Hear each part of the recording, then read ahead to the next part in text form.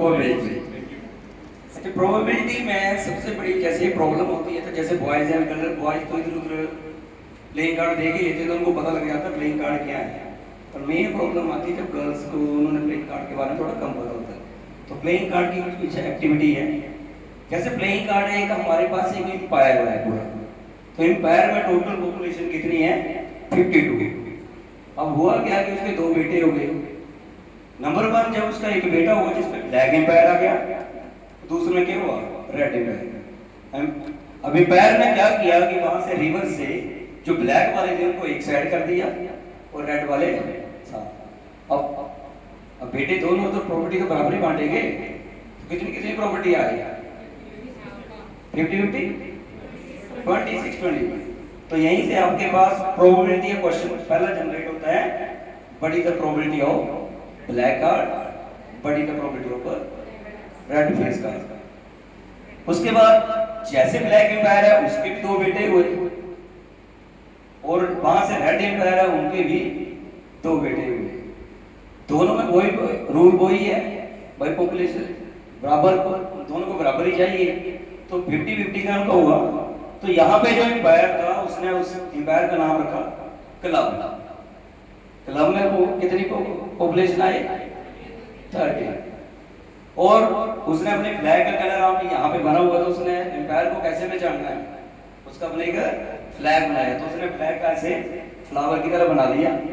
उसके बाद सेकंड जो उसने अपना रखा स्पेड, उसके भी टोटल पॉपुलेशन कितनी होगी? 30। उसने भी अपना फ्लैग ऐसे बनाया।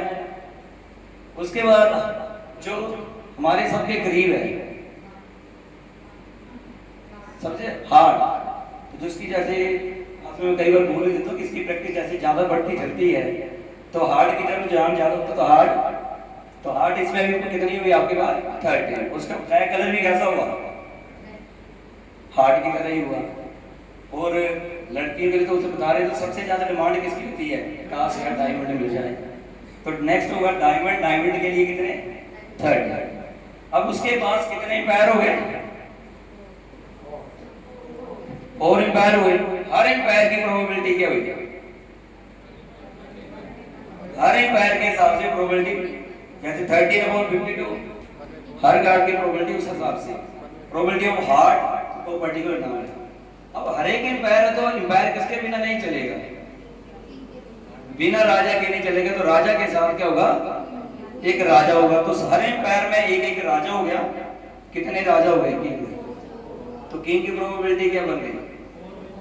4/52।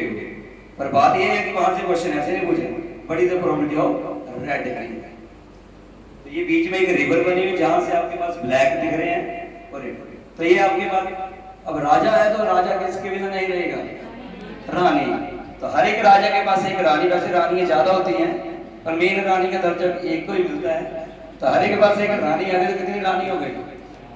4। तो प्रोबेबिलिटी भी इसकी भी क्या बन गई? 4/। अब राजा रानी है, बंदा आगे कोई भी नहीं, तो किसके नाम के राजा रानी? तो उनके लिए कोई सुनने वाला तो चाहिए। और मैं यहाँ बैठा जोर से बोलता रहूं, कोई सुनने वाला नहीं हो सके। तो राजा के लिए उसका एक मंत्री चाहिए। तो मंत्री जो उसका काम करेगा जैक, जो हर टाइम उसके साथ रहेगा। तो कितने जैक हो गए? हर एम्पायर का एक मंत्री 4 हो गए। अब ये जो कार्ड आपको इसलिए बताया क्योंकि राजा है, तो राजा में बेस कार्ड में राजा का पिक्चर होगा, क्वीन है तो रानी की पिक्चर होगी, और जैक है तो जैक। तो इससे ये जो हमारे निकले हर एम्पायर के 4 कार्ड, तो कितने कार्ड हो गए टोटल? ये सारे हमारे फेस कार्ड हो गए। और यहाँ से फेस कार्ड की प्रोबेबिलिटी क्या निकल के आती है? 12/52। पर क्वेश्चन ये, what is the probability of red face card, what is the probability of heart face card.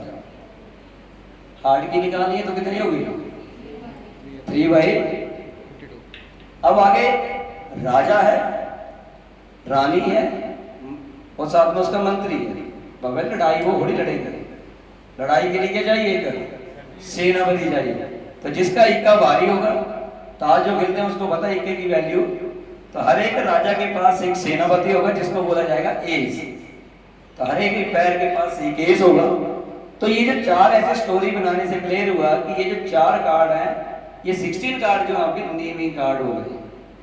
तो तो यहाँ से क्वेश्चन बोला बड़ी द प्रोबेबिलिटी ऑफ नेमिंग का। हर एम्पायर के पास उसकी फिर जनता बच गई जो सबके साथ समान है, तो वो ही आगे आपके पास जो सभी कार्ड में सेम सेम होते हैं। ठीक है, ओके, थैंक यू।